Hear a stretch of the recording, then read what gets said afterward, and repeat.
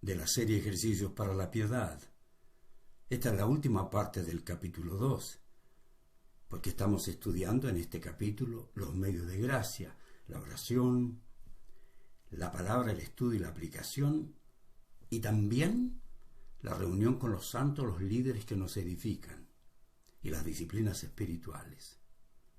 Con este principio iniciamos. En la conversión ocurren dos cosas: la regeneración, que nos concede vida en Cristo, nos entrega una nueva naturaleza y nos mueve de la muerte espiritual a la vida eterna con Cristo Jesús. Y además, en el momento de la conversión, esta ocurre porque recibimos el bautismo del Espíritu Santo, que nos hace parte del cuerpo de Cristo. Usted no puede ser parte del cuerpo de Cristo si no tiene el Espíritu Santo.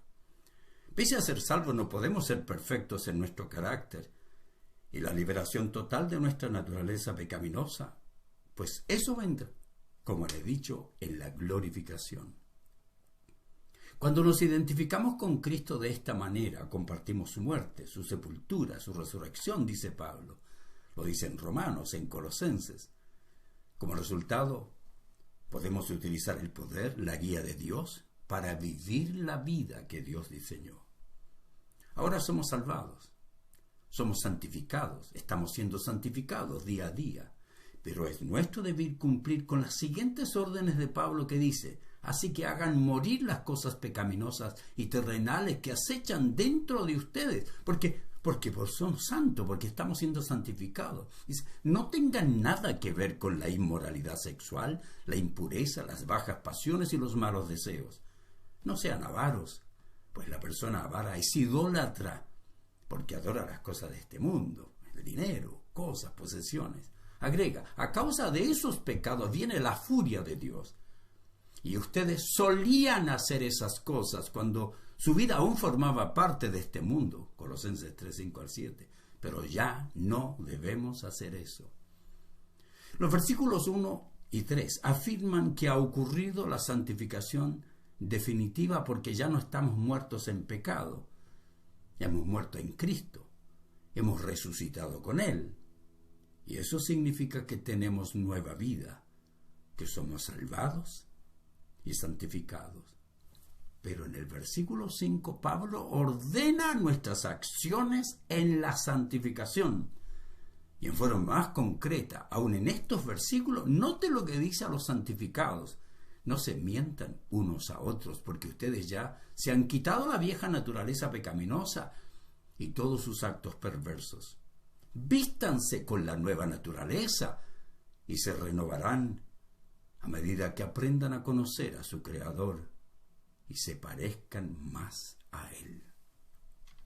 Así debemos vivir los salvados. Somos santificados, pero debemos vivir en santidad. Observe estas otras declaraciones de Pablo. Queridos amigos, dado que tenemos estas promesas, limpiémonos nosotros de todo lo que pueda contaminar nuestro cuerpo o espíritu, y procuremos alcanzar una completa santidad, porque tememos a Dios. La persona que teme a Dios no quiere vivir en problemas, en pecado. Ahora ponga atención a esta declaración. Así que todos nosotros, a quienes nos ha sido quitado el velo, podemos ver y reflejar la gloria del Señor. El Señor, quien es el Espíritu, nos hace más y más parecido a Él a medida que somos transformados a su gloriosa imagen. 2 Corintios 3:18. Entonces, la santificación definitiva sería el comienzo del proceso. La santificación progresiva sería la forma como vamos madurando para convertirnos en siervos de Dios maduros, quienes hemos sido creados, salvados y estamos siendo santificados para llegar a la santificación total, definitiva, a nuestra glorificación. Luchamos contra el pecado. A veces fallamos, pues aunque somos nuevas criaturas, no tenemos totalmente la imagen de Cristo aún. Un verdadero creyente es genuinamente una nueva criatura.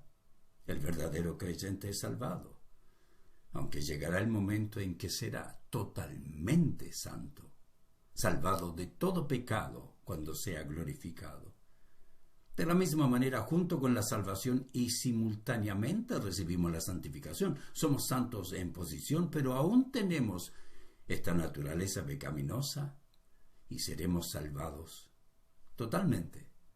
Y seremos santificados totalmente cuando seamos glorificados finalmente. Vamos tratando con el pecado a medida que vamos avanzando en la vida, a medida que vamos practicando los medios de gracia, practicando disciplinas que nos permiten apropiarnos de esos medios de gracia.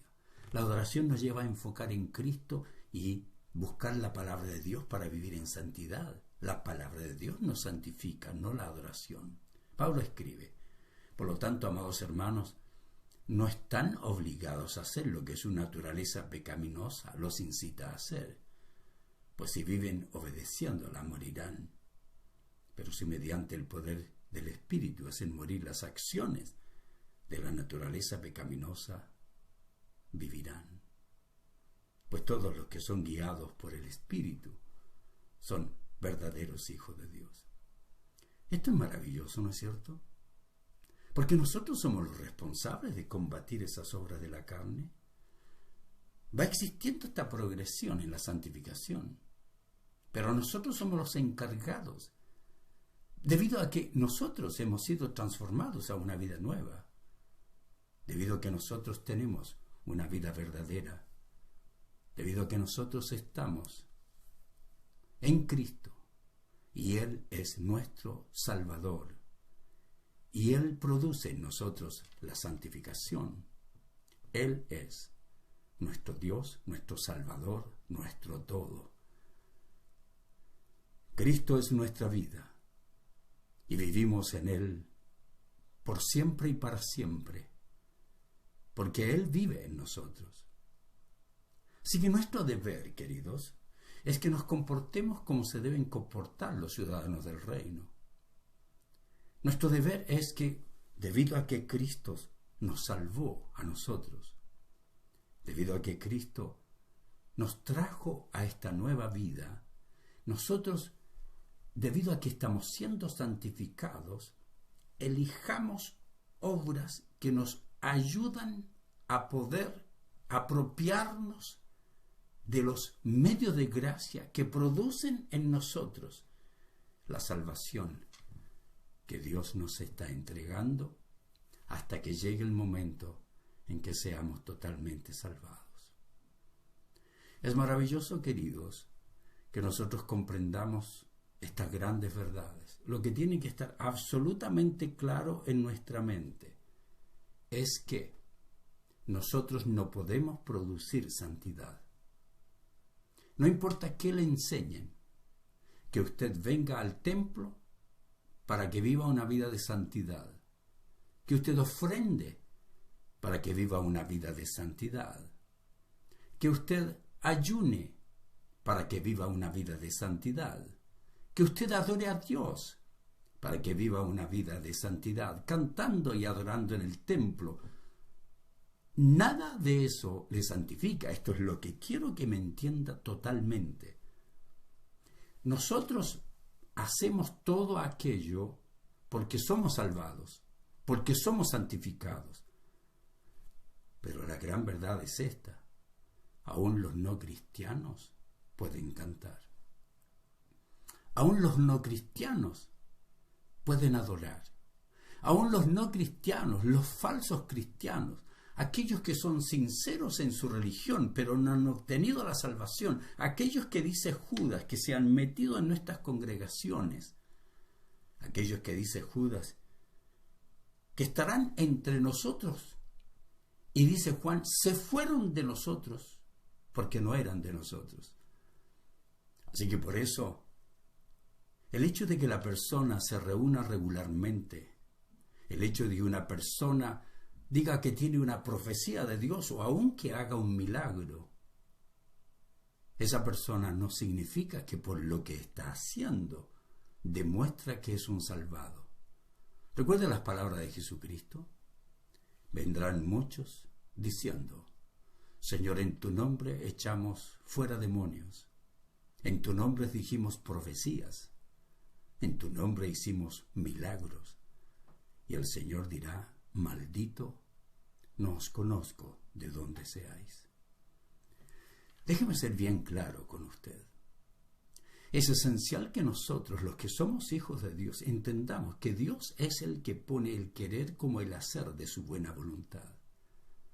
Si yo le estoy enseñando a vivir en santidad en su matrimonio, si ustedes son novios y están buscando vivir una vida de santidad y están buscando llegar al matrimonio y no saben, no quieren, no hacen esfuerzo por vivir una vida de paz y tranquilidad en su relación, y en vez de hacer cambios profundos en su vida, mantienen una actitud pecaminosa de conflictos permanentes, ¿por qué se casan?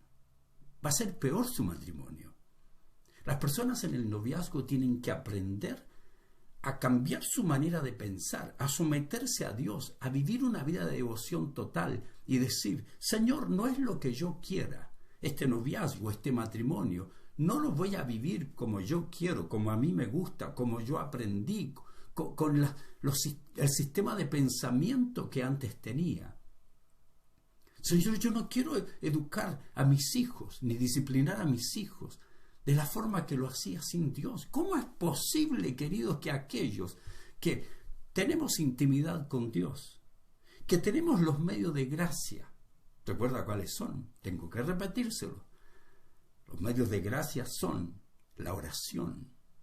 Mediante la oración bien practicada, no la oración de repeticiones, porque usted puede orar como lo hacían los fariseos, repitiendo oraciones, repitiendo palabras con todo su lenguaje y su verborrea, diciendo, oh santo Dios, omnipotente, creador del cielo y de la tierra.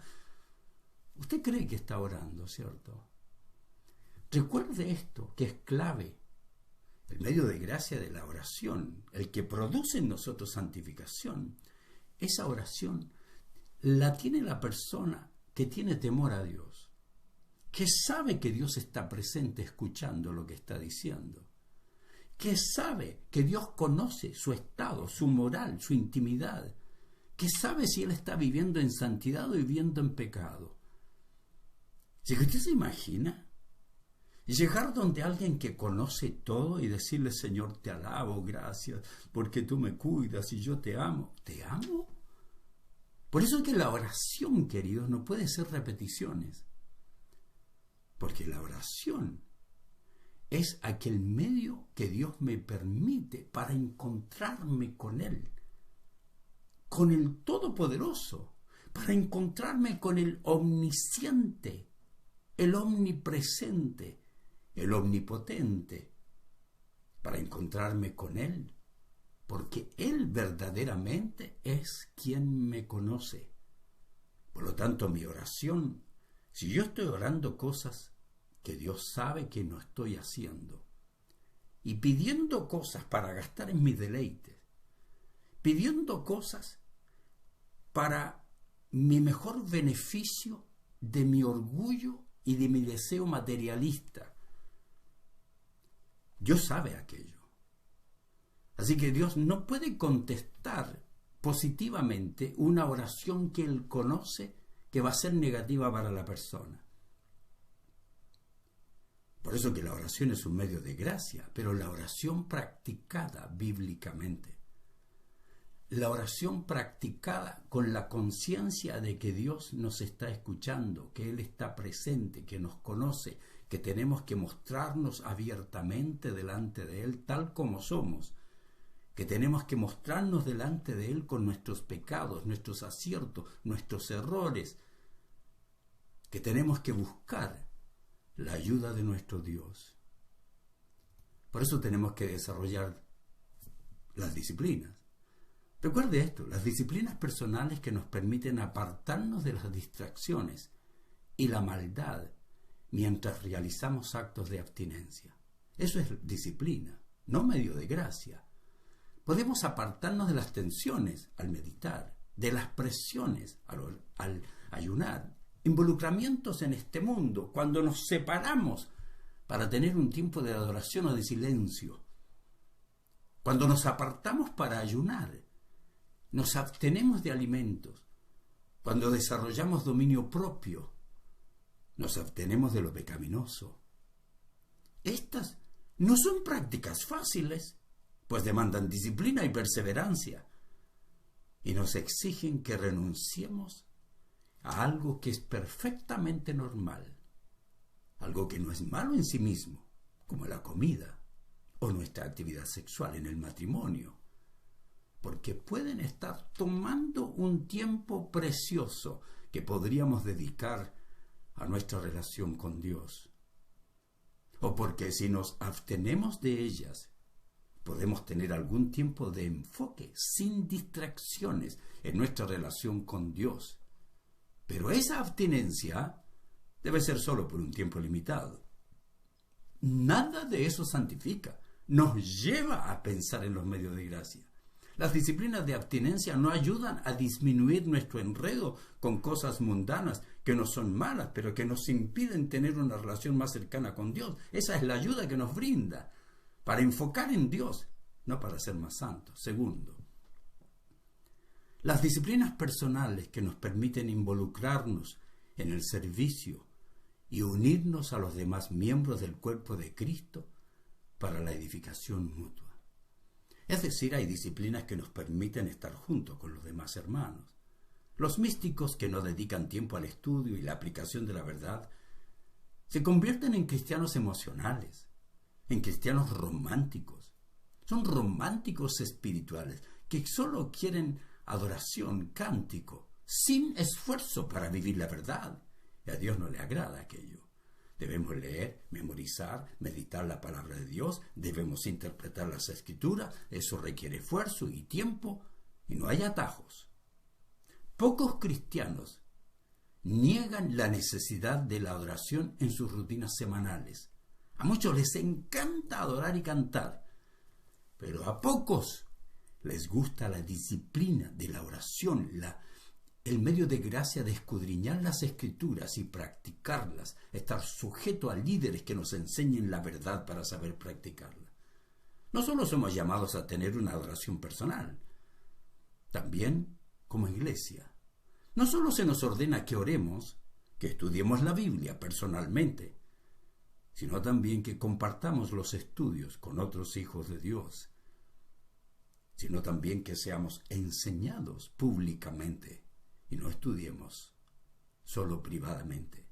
No solo confesamos nuestros pecados y adoramos al Señor en privado, también lo hacemos en público, cuando participamos de la cena del Señor. No solo esperamos que Dios sea nuestro protector, que Dios sea nuestro ayudador, proveedor, sino que también somos llamados a servirnos en amor los unos a los otros y practicar los mandamientos recíprocos. Debemos amarnos los unos a los otros. Debemos orar los unos por los otros. Debemos recibirnos en amor los unos a los otros. Debemos amonestarnos los unos a los otros. Servirnos en amor los unos a los otros. Sobrellevar las cargas los unos a los otros. Soportarnos con paciencia los unos a los otros. Ser benignos los unos a los otros, perdonarnos los unos a los otros, someternos en amor los unos a los otros, exhortarnos los unos a los otros, enseñarnos los unos a los otros, alentarnos los unos a los otros, animarnos los unos a los otros, edificarnos los unos a los otros y otros mandamientos que nos permiten amarnos, ser amados, relacionarnos y además unirnos y adorar a Dios como cuerpo de personas que han aprendido a vivir en santidad y se aman. Las siguientes son algunas de las disciplinas personales y congregacionales que pueden elegir quienes desean perseverar en prácticas que deben tener como propósito el vivir piadosamente.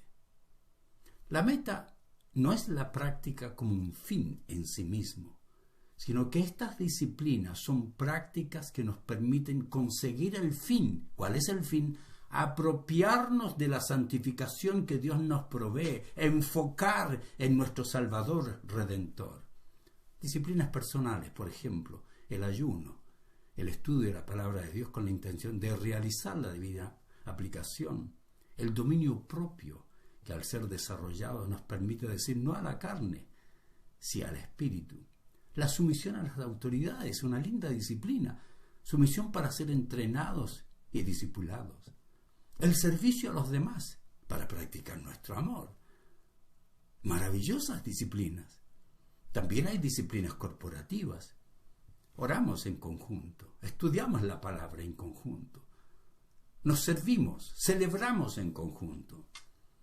Todo cristiano genuino que desea madurar y vivir una vida fructífera y realizada tiene la obligación de entender y conocer a Dios con la ayuda del Espíritu Santo y el discipulado por líderes íntegros, llamados y capacitados por Dios, que conocen, viven, enseñan y defienden la verdad.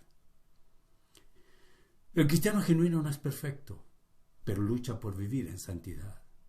Ama a Dios con todo su corazón, tiene temor y celo por no perder la cercanía e intimidad con el Todopoderoso. Este cristiano maduro demuestra su amor practicando disciplinas espirituales, estas disciplinas que le permiten acercarse a los medios de gracia para poder vivir una vida de piedad. Es decir, en su vida muestra por fuera y con sus acciones lo que tiene internamente en su espíritu, en su mente. Concluyo con las siguientes palabras. Estamos siendo conformados a la imagen de Cristo y perfectamente santificados, sin importar nuestras limitaciones presentes. La santificación posicional y eterna depende de Dios y vivir en santidad en esta vida depende de nuestras elecciones y nunca será completa. Pero las Escrituras prometen la eliminación total del pecado y la imperfección de nuestras vidas, la perfección de nuestras vidas cuando nos presentemos, la imperfección de nuestras vidas cuando nos presentemos a Dios y seamos glorificados. Entonces todo el crédito será para quien merece la gloria, nuestro Señor y Salvador, el único que nos hará perfectos para vivir con Él eternamente y para siempre. ¿Es usted un cristiano genuino, maduro? ¿Sabe utilizar los medios de gracia y tiene disciplinas espirituales que le ayudan a enfocar en Cristo para utilizar los medios de gracia para su santificación? ¿Está actuando de esa manera?